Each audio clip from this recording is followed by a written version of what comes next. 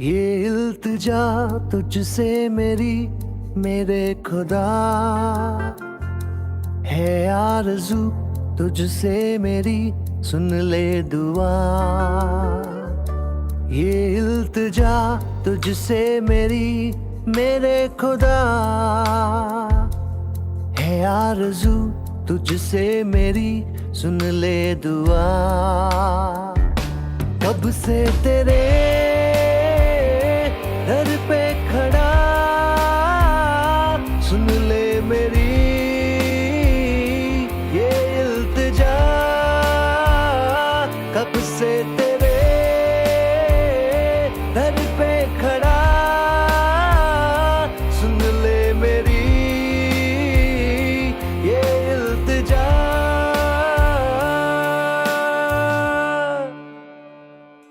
जग में नहीं तुझसा कोई है रहनुमा। तू माफ कर जितने भी है मेरे गुनाह। करता हूँ मैं अपने गुनाह तुझको बयान। दे दे शिफा कर दे रिहा मेरे खुदा। कब से तेरे दर पे खड़ा सुन ले मेरी ये इल्तिजा। कब से तेरे दर पे खड़ा सुन ले मेरी ये इल्तिजा।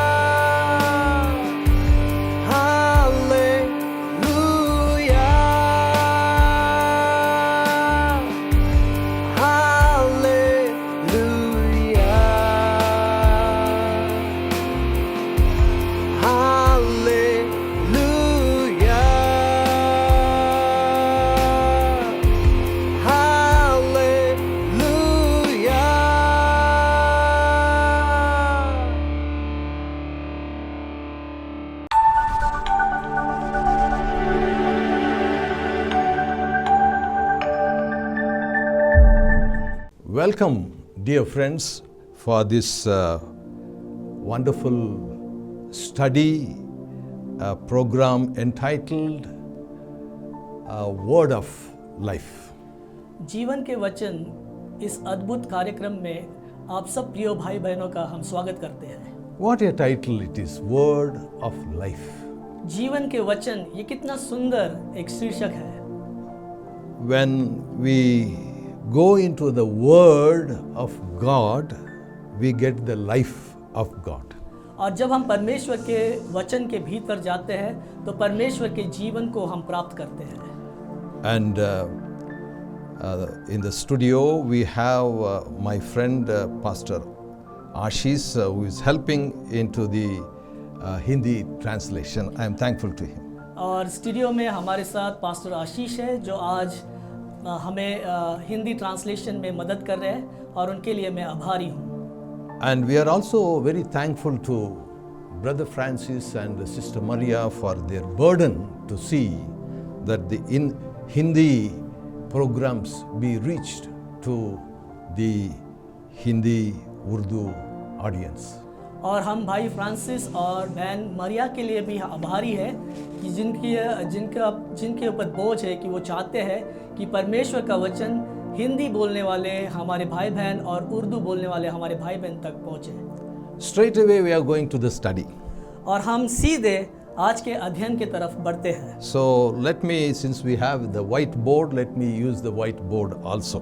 और हमारे पास वाइट बोर्ड दिया गया है तो मैं इसका इस्तेमाल करूँगा।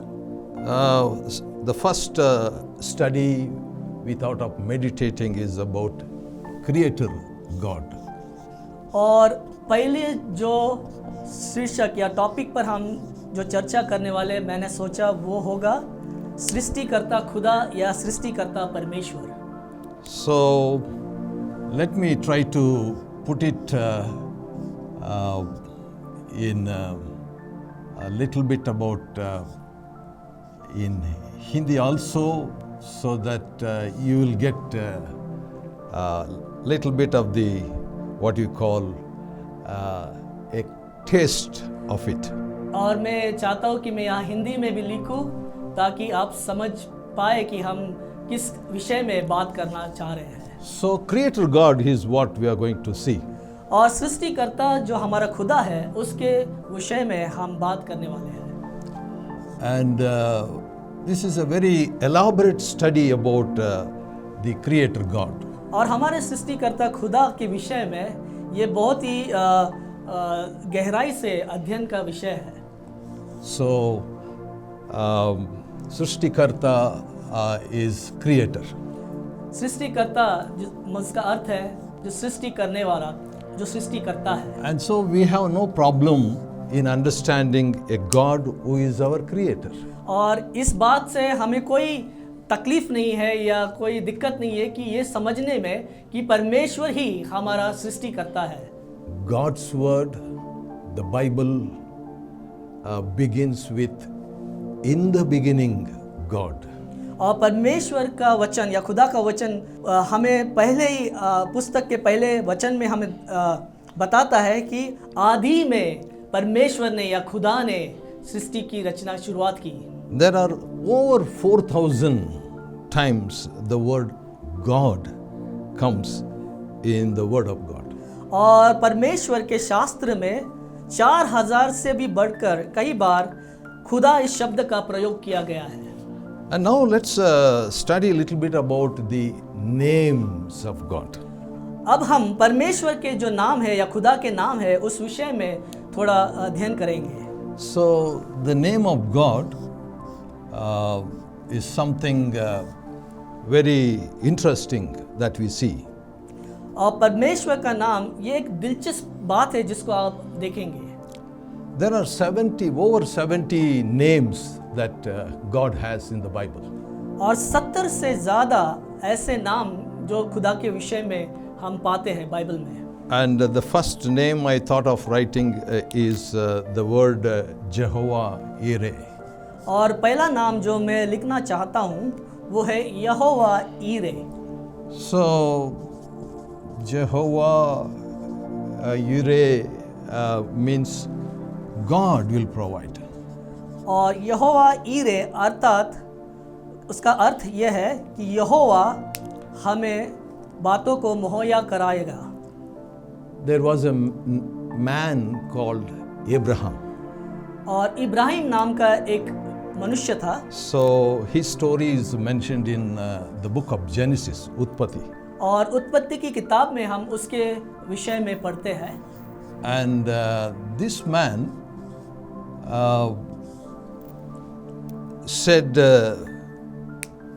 he had no children for a long time. और उसके विषय में हम पढ़ते हैं कि कई सालों तक उसकी कोई संतान नहीं थी। His story is mentioned in chapter 22. और उत्पत्ति के 22वें अध्याय में हम उसकी कहानी को पढ़ते हैं। And one day God tested him. और एक दिन परमेश्वर ने उसकी परख की। And he said, Abraham, give your only son as a sacrifice to me. और परमेश्वर ने या खुदा ने इब्राहिम से कहा कि इब्राहिम तेरा एकलौता जो बेटा है वो मुझे दे दे। Actually, it was a test that God was giving to this person. और परमेश्वर जो है इब्राहिम की परीक्षा लेना चाहता था।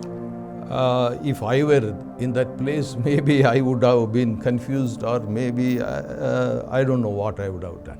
यदि मैं इब्राहिम की जगह पे होता तो शायद मुझे समझ में नहीं आता कि मुझे क्या करना चाहिए। But Father Abraham was a godly man, so he was willing to sacrifice, give his son to God.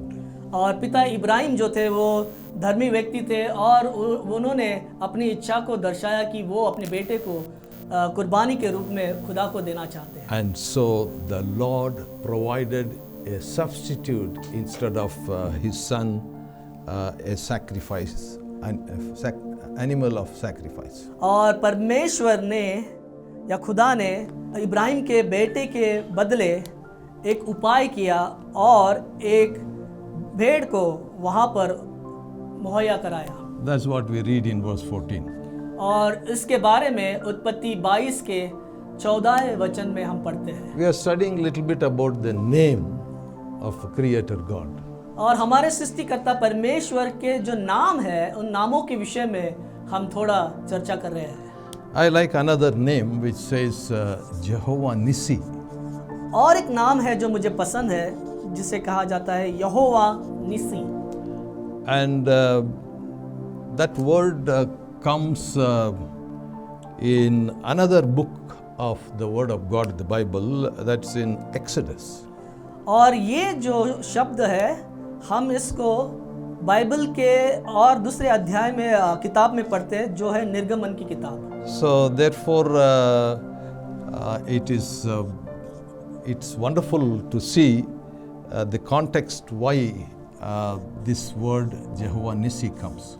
और ये यहोवा निसी नाम ये क्यों आया इसके विषय में जानना बहुत ही दिलचस्प बात है। The meaning is the Lord is my banner. इस नाम का अर्थ है यहोवा मेरा झंडा है। It is natural whenever somebody win the war, they straight away lift the banner. और ये बहुत ही स्वाभाविक बात है कि जब कोई युद्ध जीतता है तो अपने झंडे को वो ऊपर लहराता है। So symbolically God is telling, I am the one who give victory. और चिन्हात्मक रूप से हम यहाँ पर देखते हैं कि परमेश्वर या खुदा कहता है कि मैं ही हूँ जो आपको विजय देता है। Esteemed audience, you may be looking for something to have a breakthrough in your lives.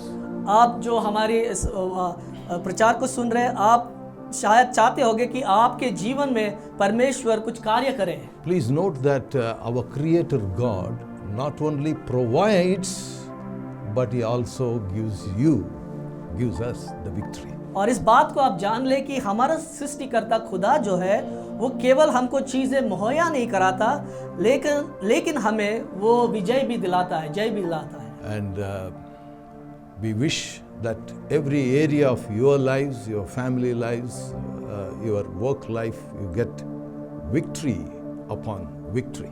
और हमारी ये प्रार्थना है कि आप सबके जीवन में, पारिवारिक जीवन में, आपके काम के जीवन में, आपके आत्मिक जीवन में आप जय पाए।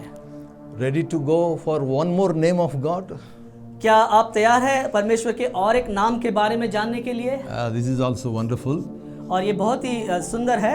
It's called Jehovah Shalom. और उसे कहा जाता है यहोवा shalom. And this is something that the world is in need.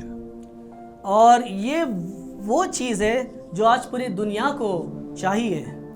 And so in the book of Judges, और न्यायों की पुस्तक में we see in chapter 6 उसके 6 अध्याय में something about the peace that it's being talked. यहाँ पर हम पाते हैं शांति के बारे में कुछ कहा गया है। The world desperately needs peace. और हमारे संसार में या दुनिया में शांति की बहुत ज़रूरत है। And so therefore this Creator God is willing to give us peace. इसीलिए ये हमारा सृष्टिकर्ता खुदा जो है हमें शांति देने के लिए तैयार है। The word Jehovah Shalom means the Lord is peace. Jehovah shalom इस शब्द का अर्थ है परमेश्वर शांति है। There is a need to have a peace of God in our hearts. हमारे जीवनों में शांति की आवश्यकता है। There is a need for a peace in our families. हमारे परिवार में शांति की जरूरत है। Our nation needs peace. हमारे देश में शांति की जरूरत है। And wars against a nation warring against another war, another nation is not very comfortable for the people and as well as our world. और दो देशों के बीच में जो युद्ध चलता है वो अच्छी बात नहीं है, लोगों के लिए अच्छी बात नहीं है और पूरे संसार के लिए ये अच्छी बात नहीं है। But our Creator God, He is willing to give peace, provided you invite Him into, our lives, your lives. और हमारा जो सृष्टिकर्ता खुदा है वो हमें शांति देने के लिए तैयार है, बजाय इसके कि हम उसे आमंत्रित करें कि वो हमारे जीवन में शांति दे। We are studying about Creator God. हम सृष्टिकर्ता खुदा के बारे में अध्ययन कर रहे हैं। Out of several names of this Creator God, we have chosen 7 of those. और इस सृष्टिकर्ता खुदा के कई नामों में से हमने केवल सिर्फ 7 नामों को चुना है। And there is another name called Jehovah Sidkenu. और एक नाम है जहाँ पर कहा गया है कि यहोवा सिदकेनु। By the way, these are some Hebrew words. और ये कुछ हिब्रानी शब्द है। The word, for example, Aleph, Bet, all these words, or from which the word alphabet comes. So ये जो हिब्रानी जो शब्द है अलेफ बेत, और इन्हीं के द्वारा ये जोड़कर ये शब्द ये बनाए गए हैं। And I have a great passion to study Hebrew. और मेरी दिली इच्छा है कि मैं इब्रानी भाषा का अध्ययन करूं। And lot of similarities between Hebrew, Arabic, Urdu languages. और कई ऐसी समानता है हिब्रू, अरबिक और उर्दू भाषाओं में। The book of Jeremiah. और यिर्मयाह नबी की जो किताब है, Jeremiah is called as the weeping prophet. और यिर्मयाह को रोता हुआ या रोने वाला नबी कहा जाता है। He had a burden to speak the word of God to the people of God. और परमेश्वर के लोगों को खुदा का जो वचन है वो बांटने के लिए उसके अंदर हमेशा बोझ रहता है। So Jeremiah in chapter 23. और यिर्मयाह नबी की किताब उसका 23वां अध्याय। And in verse 6 he brings the thought, that exact word may not come, but the idea, the meaning, Jehovah Zidkenu comes. और 6वें वचन में हम इसके बारे में पढ़ते हैं, वो यथार्थ जो शब्द है हम वहाँ पर लिखा हुआ नहीं पाते, लेकिन उस शब्द के बारे में जो विवरण है वहाँ पर हम देखते हैं। So the meaning Jehovah Zidkenu means the Lord, our righteousness. और यहोवा सिदकेनु इस शब्द का अर्थ ये है कि खुदा हमारी धार्मिकता है। Dear friends, the righteousness that I have, we have, is like a filthy rags.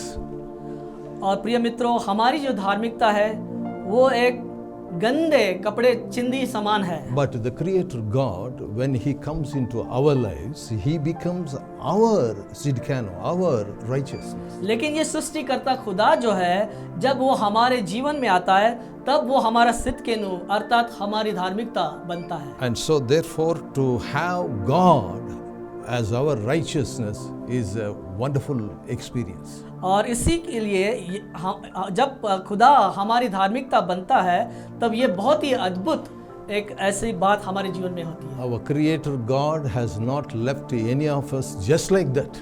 हमारे सृष्टिकर्ता खुदा ने हम में से किसी को भी ऐसे ही छोड़ नहीं दिया। He wants to be our righteousness. वो चाहता है कि वो हमारी धार्मिकता बने। And let me pause a bit here and share how to have practically and spiritually God as our righteousness. और मैं यहाँ पर रुककर इस बात को थोड़ा सा बतलाना चाहता हूँ कि कैसे परमेश्वर हमारे जीवन का जो खुदा है वो हमारी धार्मिकता बन सकता है। The first man is named as Adam. और जो पहला आदमी था उसका नाम आदम था। When he disobeyed God, when he sinned God, he immediately stitched a cloth called fig leaves, from the fig leaves. और हम देखते हैं जब आदम ने गुनाह किया तब तुरंत उसने अपने लिए कपड़े बनाए जो झाड़ के पत्ते से थे। So we can say the first tailor is Adam himself. तो हम ये बात को कह सकते हैं कि पहला जो टेलर था वो आदम ही था। But how long you will have the fig leaves dress, you know? लेकिन कितने समय तक वो उस पत्ते वाले कपड़े को पहनकर रह सकता है? If you sit, it may tear, it may break, it यदि may break. यदि वो बैठ जाएंगे तो वो शायद पत्ते फट सकते हैं, टूट सकते हैं। Therefore, God, the Creator, gave him another cloth or a garment. इसीलिए हमारे खुदा जो सृष्टि करता है उसने आदम को दूसरे कपड़े पहनाए। And that was a garment of animal skin. और वो जो वस्त्र परमेश्वर ने उसे पहना है वो चमड़े के जानवर के चमड़े के वस्त्र थे। There was a picture that God was trying to tell, you know, Adam, you are making your own righteousness, your own sidkeno you are trying to get, but I am giving my righteousness, my dress for you. यहाँ पर हम एक चित्र देखते हैं, परमेश्वर मानो ऐसे कह रहा है कि आदम तू अपने लिए खुद की धार्मिकता तैयार कर रहा है, लेकिन मैं तुझे अपनी धार्मिकता दे रहा हूँ। So that was symbolically a picture of, you know, one day there is another Adam who is going to come into this world who will give his righteousness to us. तो हम इसके विषय में ये समझते हैं कि एक दिन ऐसा आने वाला है जहां पर दूसरा आदम आएगा और वो हमें अपनी धार्मिकता देगा। And it's nothing to do with a religion. ये धर्म के साथ इसका कोई लेना देना नहीं है। I repeat, this is nothing to do with religion. ये धर्म के साथ इसका कुछ लेना देना नहीं है। But it is everything to do with our relationship with our Creator God. लेकिन खुदा के साथ जो हमारा सृष्टि करता है उसके साथ जो हमारा संबंध है इससे ये चीज जुड़ी हुई है। And so Creator God is a holy God, and to approach Him we have to approach it through His righteousness. और हमारा जो सृष्टिकर्ता खुदा है वो पाक खुदा है, पवित्र खुदा है, इसलिए यदि हमें उसके सामने जाना है तो हमें धार्मिकता के द्वारा ही उसके पास जाना है। Finally, आखिर में one more name of God, और एक नाम हम देखेंगे, and we are going to close. उसके बाद हम इस विषय को खत्म करेंगे। Thank you for your willingness to join with us in this journey of studying about our Creator. और मैं आप सभी का धन्यवाद करना चाहता हूँ कि आपने इच्छा दर्शाई कि परमेश्वर के नाम के बारे में सीखने के लिए आप हमारे साथ जुड़े हैं। Another name of God mentioned in the Word of God is Jehovah Shammah. और एक नाम जो परमेश्वर के वचन में हम देखते हैं खुदा के बारे में वो है यहोवा शामा। So that is mentioned is something in the book of Ezekiel. और हेस्केल नबी की किताब में हम इसके विषय में पढ़ते हैं। So the book of Ezekiel, it says in chapter 48. और हेस्केल नबी की किताब उसका 48 अध्याय में हम इसके विषय में पढ़ते हैं। So the book of Ezekiel, the meaning of the word Ezekiel means God is my strength. और एजिकेल इस शब्द का अर्थ यह है कि खुदा मेरी ताकत है। And so in chapter 48 I said we read this word. और 48वें अध्याय में हम इस शब्द को वहाँ पाते हैं, Jehovah Shammah. Jehovah Shama. I like this because the meaning of the word is the Lord is there. और मुझे ये शब्द पसंद है, इसका अर्थ ये है कि परमेश्वर वहाँ है, यानी परमेश्वर हमारे साथ है। We have an idea that Creator God is somewhere in heaven, in a remote place. We are not going to access to Him. We cannot contact Him.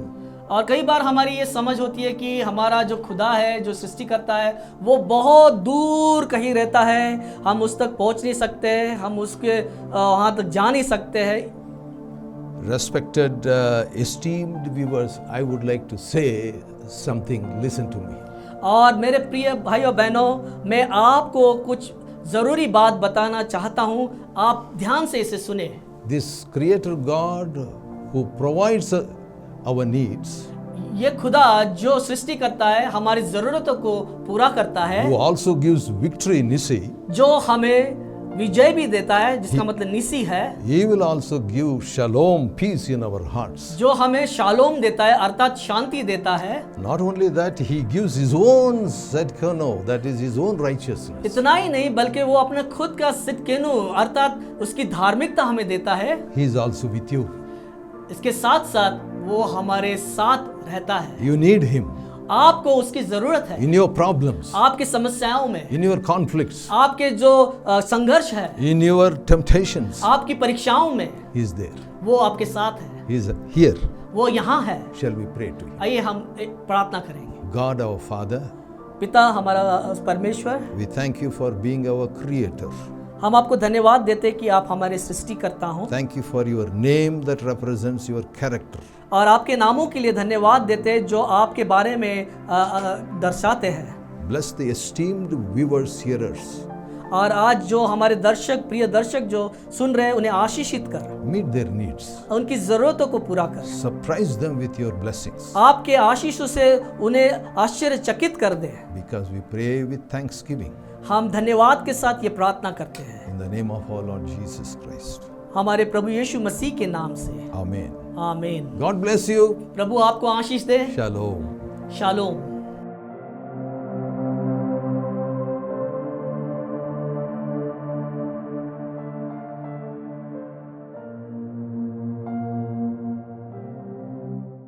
जग में नहीं तुझसा कोई है रहनुमा, तू माफ कर जितने भी है मेरे गुनाह। करता हूँ मैं अपने गुनाह तुझको बयान, दे दे शिफा कर दे रिहा मेरे खुदा। कब से तेरे दर पे खड़ा, सुन ले मेरी ये इल्तिजा। कब से